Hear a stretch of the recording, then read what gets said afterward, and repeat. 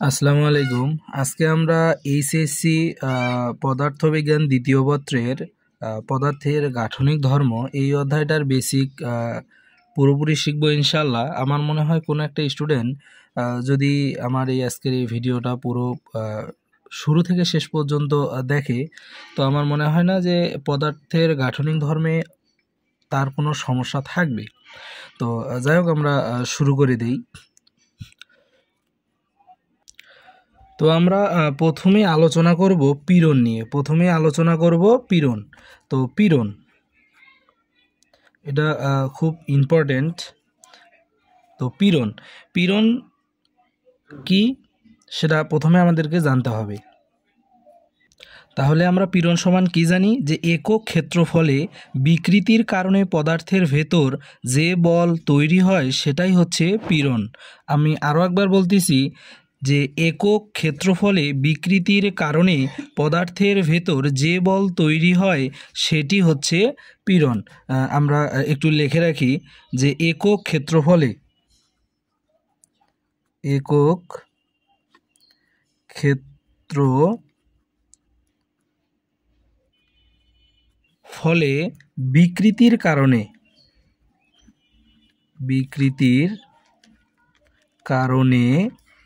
বিকৃতির কারণে একক ক্ষেত্রফলে বিকৃতির কারণে পদার্থের ভেতর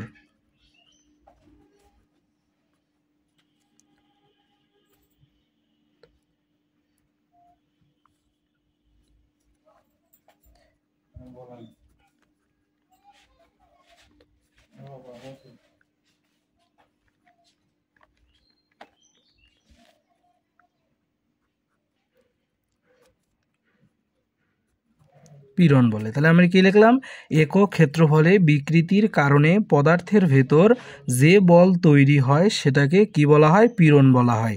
তো এই পীড়নের জন্য আমাদের সূত্র আমরা কি জানি, যে পীড়ন P equal F divided A। P equal F divided A। যদিও আমরা এটাকে পি দ্বারা সেভাবে প্রকাশ করি না, আমরা বাংলা কথাটাই লিখি যে পীড়ন সমানুপাতিক F ডিভাইডেড A। আমরা এইটাই সচরাচর স্বাভাবিকভাবে ব্যবহার করতে পারি। তো এখন আমরা দেখি যে এই এফ বলতে আমরা কি বুঝি। এফ বলতে আমরা বুঝে থাকি বিকৃতি প্রতিরোধকারী বল। বিকৃতি প্রতিরোধকারী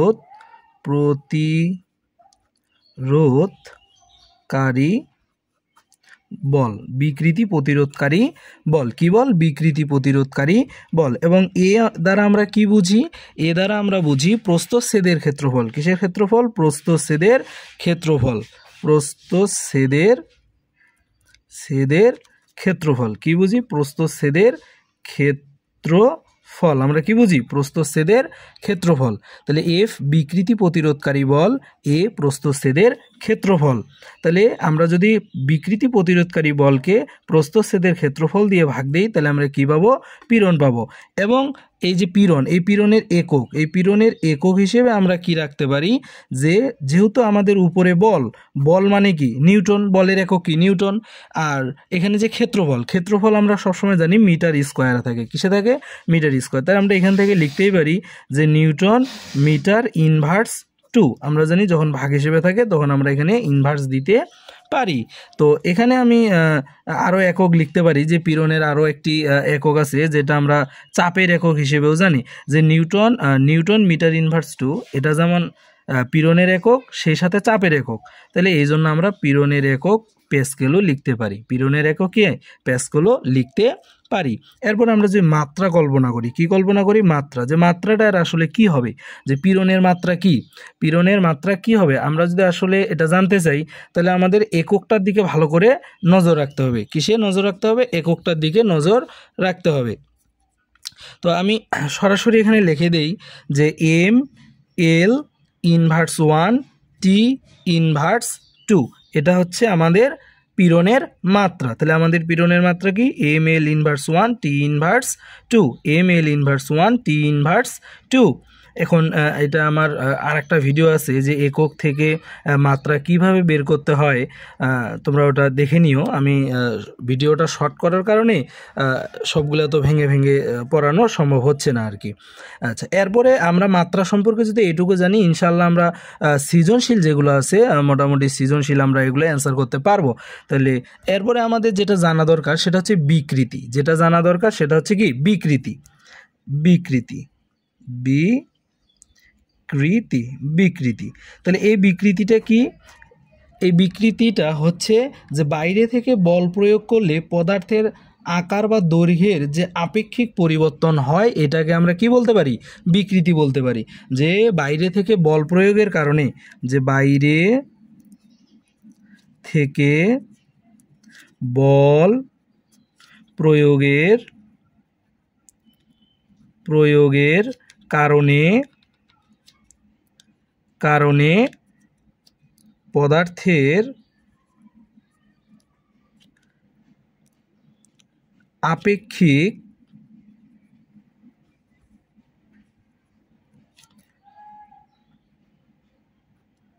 আকার পরিবর্তনকে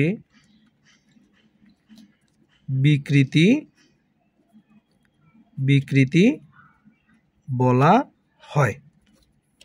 তাহলে আমরা কি লিখলাম? বাইরে থেকে বল প্রয়োগের কারণে পদার্থের আপেক্ষিক আকার পরিবর্তনকে কি বলবো? আমরা বিকৃতি বলবো। তো এই বিকৃতির জন্য আমাদের এখানে কিছু সূত্র আমরা এখানে দেখতে পাই। তো আমরা এখানে বেশ কয়েক ধরনের বিকৃতি দেখতে পাবো। মানে বিকৃতি তো শুধু এক প্রকারের না, বিকৃতি আমরা যেটা দেখতে পাই সেটা হচ্ছে মোটামুটি তিনভাবে আমরা দেখতে পাই। একটা হচ্ছে দৈর্ঘ্য বিকৃতি, একটা হচ্ছে আয়তন বিকৃতি, একটা হচ্ছে মোচর বিকৃতি। তাহলে আমরা প্রথমটা কি নিয়ে আলোচনা করব?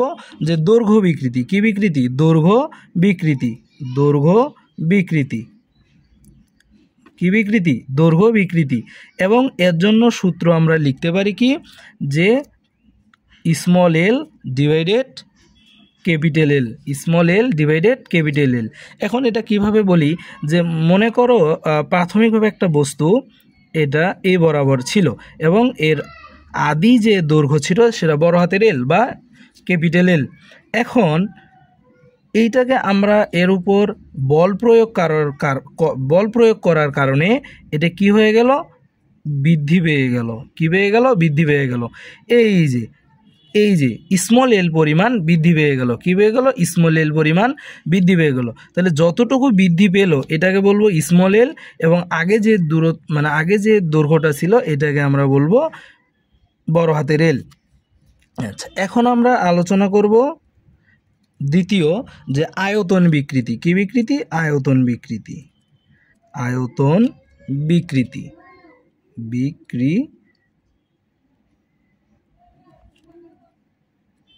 আয়তন বিকৃতি।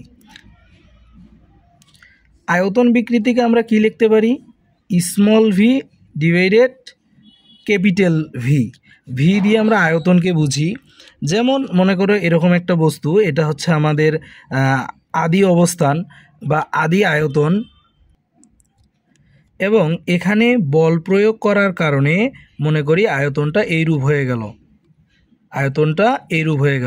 তো এটা হচ্ছে আমাদের বড় হাতের ভি, মানে আদি অবস্থায় যে আয়তন, এবং এখান থেকে আয়তন কতটুকু বৃদ্ধি পাইল এটা হচ্ছে আমাদের স্মল ভি, অর্থাৎ small b divided capital V. এটা হচ্ছে আমাদের আয়তন বিকৃতি। কি বিকৃতি? আয়তন বিকৃতি। তাহলে আমরা শিখলাম দৈর্ঘ্য বিকৃতি এবং আয়তন বিকৃতি।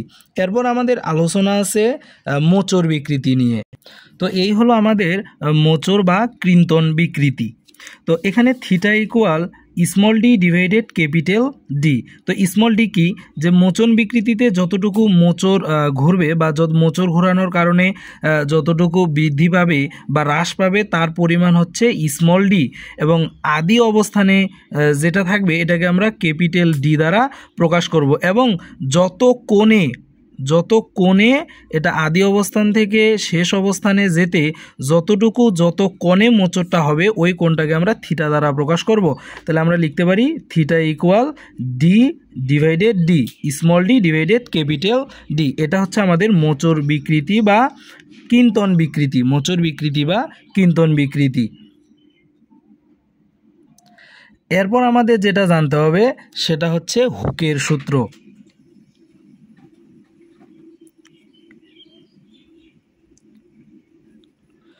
স্থিতিস্থাপক সীমার মধ্যে পীড়ন বিকৃতি সমানুপাতিক। স্থিতিস্থাপক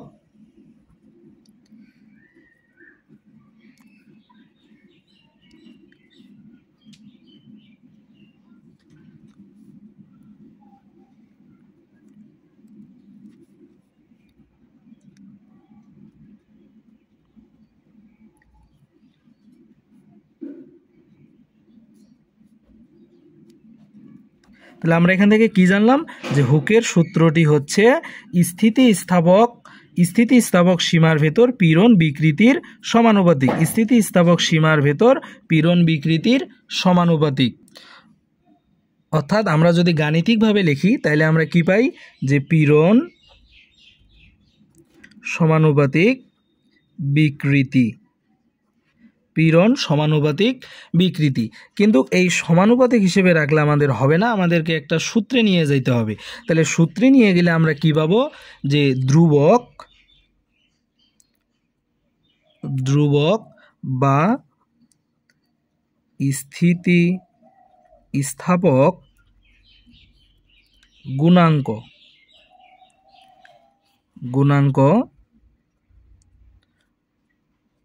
সমান পীড়ন ডিভাইডেড বিকৃতি।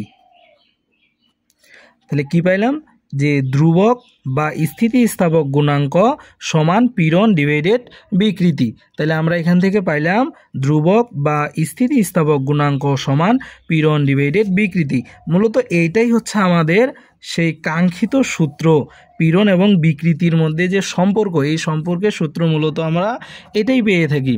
এবং এখানে আমরা এই যে পীড়ন এবং বিকৃতি, আমরা দেখলাম বিকৃতি বিভিন্ন ধরনের হয়, দৈর্ঘ্য বিকৃতি, এরপরে আমরা পাইলাম কি মোচন বিকৃতি, আয়তন বিকৃতি। তো এই বিকৃতির উপর ভিত্তি করে আমরা এই স্থিতিস্থাপক গুণাঙ্ককে বিভিন্ন নামকরণ করে থাকি।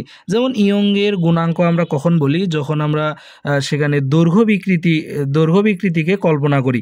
যদি আমরা বলি যে বিকৃতিটা যদি দৈর্ঘ্য বিকৃতি হয় তাহলে আমরা বলবো ইয়ং এর গুণাঙ্ক, যে ইয়ং এর গুণাঙ্ক সমান যে ওয়াই সমান পীড়ন ডিভাইডেড দৈর্ঘ্য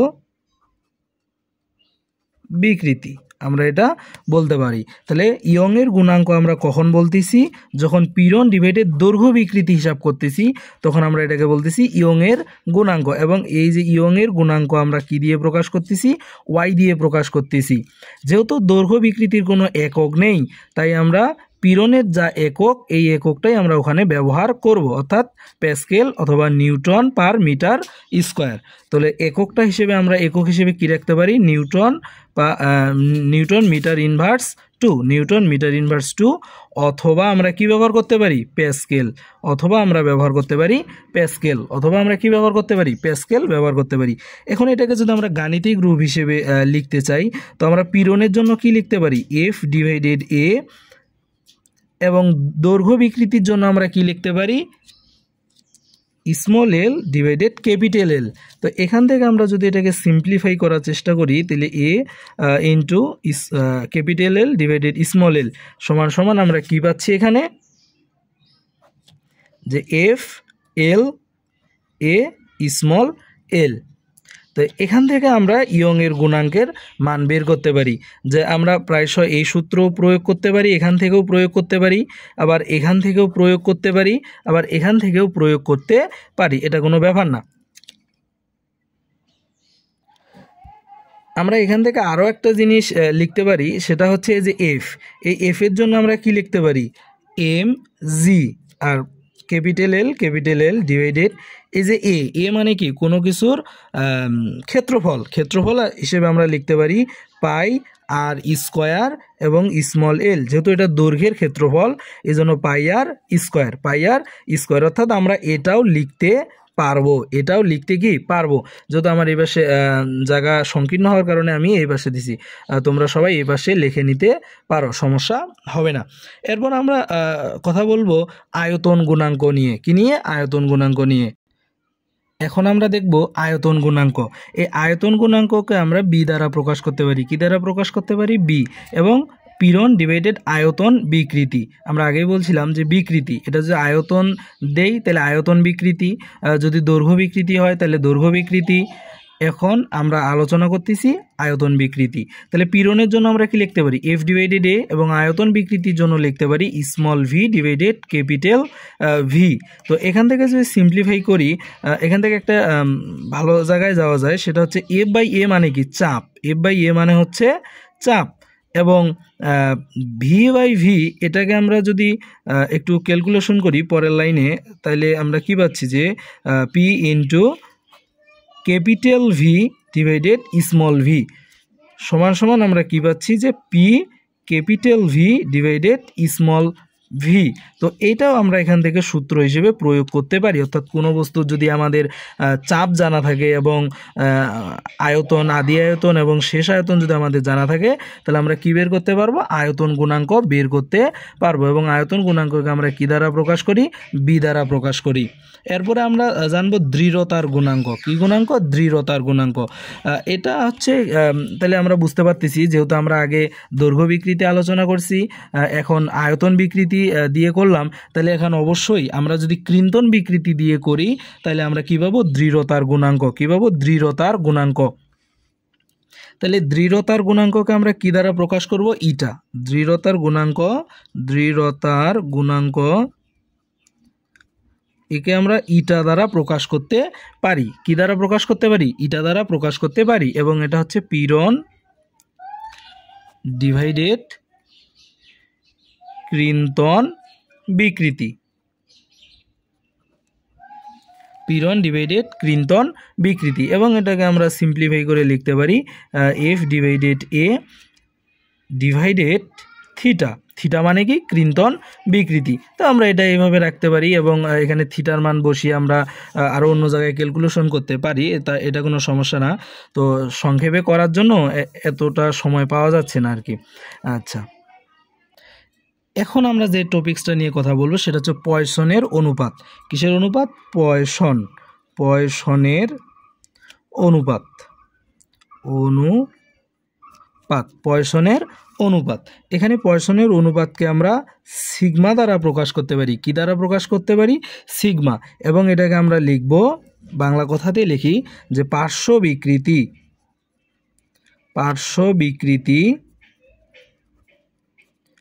ডিভাইডেড দৈর্ঘ্য বিকৃতি।